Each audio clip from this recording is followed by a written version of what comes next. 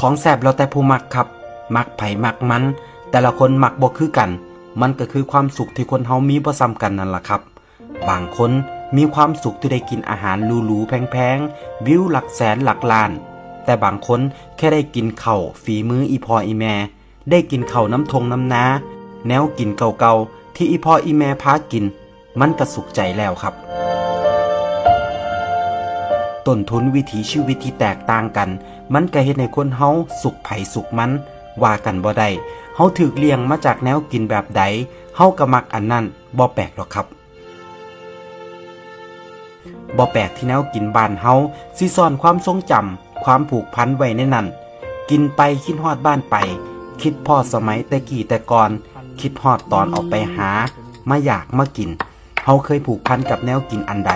ไปอยู่ไกลบ่ได้กินคือเก่าเฮาก็อยากหวนคืนกลับมากินมันอีกแนวกินหลายอย่างมันกลายเป็นภาพแทนของไทยบ้านเฮาเลยก็ว่าได้ครับ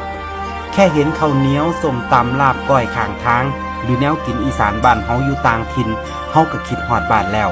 แต่เชื่อบ่ครับมันบ่แซ่บสำกับมากินน้ำครอบครัวเฮาบ่เคยบอกว่าแนวกินบ้านเฮาดีกว่าไทยอื่นแค่อยากบอกว่าสำหรับเฮาแล้วแนวกินฝีมืออีพ่ออีแม่แซ่บที่สุดสำหรับเฮาเท่านั้นแม้ว่ามันอาจบ่ได้แซ่บสำหรับคนอื่นก็ตามครับเฮาผูกพันกันมาคนละอย่างกินมาคนละแบบกินแบบไผแบบมันสุดท้ายเฮาบ่เคยหลงลืมแนวกินถิ่นฐานบ้านเกิดได้จักเทื่อยิ่งนับมือยิ่งหวยหายิ่งถอยห่างไกลบ้านยิ่งคิดฮอดยิ่งอยากกินมันเป็นธรรมชาติของชีวิตจริงๆวิธีเดิมๆของไทยบ้านเฮาอยู่ง่ายกินง่ายติดดินกินตามมีตามเกิดหาหยังพอได้กินเพิ่นก็เฮ็ดสู่ลูกสู่หลานกิน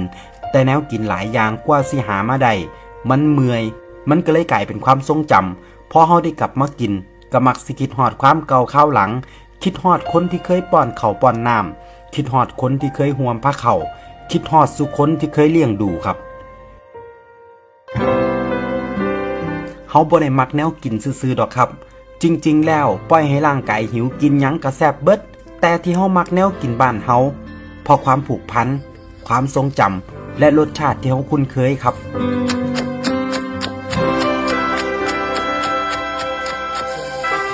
เฮาแล่นหนีสิ่งเก่าๆเดิมๆได้ยากพอปานกันกับที่เฮากำลังหนีออกจากบ้านเพื่อหาทางกลับบ้านนั่นล่ะครับเฮาสิหนีไปไกลปานใดได้กินแนวกินมาหลายเมนูแล้วทั้งรู้ทั้งถูกแต่สุดท้ายเฮายังมักแนวกินบ้านเฮามักความเป็นไทยบ้านเฮาอยู่คือเก่าครับ